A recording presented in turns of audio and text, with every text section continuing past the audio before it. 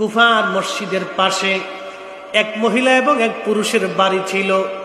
এই পুরুষ আর মহিলা প্রত্যেকদিন রাত্রিবেলা ঝগড়া করত। হযরত আলী রাদিয়াল্লাহু আনহু তিনি মসজিদের ভিতরে ইবাদত করতেন, কিন্তু মসজিদের পাশেই বাড়ি। সারা রাত তুফান আকারে ঝগড়া হয়, সারা রাত্র ঝগড়া। হযরত আলী রাদিয়াল্লাহু আনহু ডিস্টার্ব হলো ওনার। সকালবেলা ফজরের নামাজের পরে মহিলার পুরুষদেরকে দরবারে ডাকলেন। ডেকে আনার পরে তখন হযরত আলী রাদিয়াল্লাহু আনহু ওই মহিলার পুরুষকে বললেন, কি ব্যাপার, সারা রাত্র আপনারা ঝগড়া করেন, কারণ কি?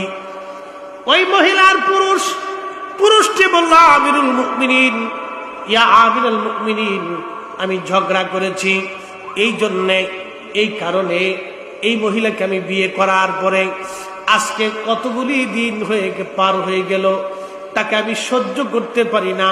কেন জানি আমার অন্তর থেকে তার প্রতি ঘৃণা লাগে।